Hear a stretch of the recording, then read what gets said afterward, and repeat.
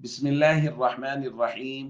عن أم العلاء رضي الله تعالى عنها قالت: ورأيت لعثمان في النوم عينا تجري، فجئت رسول الله صلى الله عليه وسلم فذكرت ذلك له فقال: ذاك عمله يجري له. رواه الحاكم. ام العلا رضی اللہ تعالی عنہ انصاریہ صحابیہ ہیں. یہ بیان کرتی ہیں کہ میں نے عثمان ابن مظعون رضی اللہ تعالیٰ عنہ کو خواب میں دیکھا. میں دیکھتی ہوں کہ ان کا ایک چشمہ ہے جس سے صاف شفاف پانی جاری ہے. میں رسول اللہ صلی اللہ علیہ وسلم کی خدمت میں حاضر ہوئی بیداری کے بعد، اور میں نے یہ خواب حضور علیہ الصلوۃ والسلام کی خدمت میں بیان کیا اور حضور علیہ الصلوۃ والسلام سے اس کی تعبیر پوچھی کہ عثمان کے لیے خواب میں نے دیکھا کہ ایک چشمہ جاری ہے. نبی کریم صلی اللہ علیہ وسلم نے تعبیر بیان کی کہ یہ عثمان کے وہ اعمال ہیں جن کا سلسلہ اب تک جاری ہے.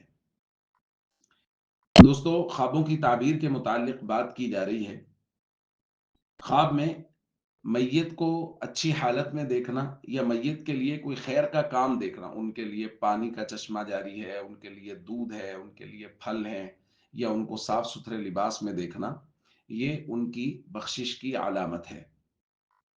اسی طرح پانی ویسے بھی اگر صاف شفاف پانی خواب میں دیکھا ہے تو یہ ویسے بھی اچھائی نیکی کی علامت ہے، صحت کی علامت ہے. اگر کوئی بیمار صاف ستھرا پانی دیکھتا ہے تو یہ صحت کی علامت ہے.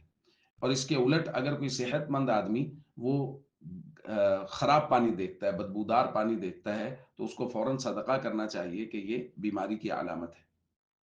تو یہ چیزیں خوابوں کی تعبیر کے متعلق، جیسا کہ بارہا درخواست کی جا رہی ہے کہ جب بھی کوئی اچھا خواب آئے تو وہ بیان کرنا چاہیے ان سے جن سے آپ محبت کرتے ہیں اور ان کو خوابوں کی تعبیر کے متعلق کچھ نہ کچھ معلومات بھی ہیں.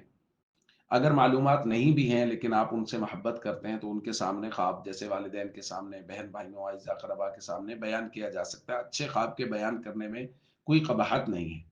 لیکن جیسا کہ درخواست کی گئی کہ اگر کوئی برا خواب آ جائے تو اس کو کسی کے سامنے بیان نہ کریں، بلکہ وہی احتیاطی تدابیر جو نبی کریم صلی اللہ علیہ وسلم نے بیان فرمائی ہیں کہ جو ہی آنکھ کھلے فوراً اعوذ باللہ پڑھیں، اللہ تعالیٰ کی پناہ میں آئیں تاکہ کسی بھی طرح کی پریشانی سے محفوظ رہیں. السلام علیکم ورحمۃ اللہ وبرکاتہ.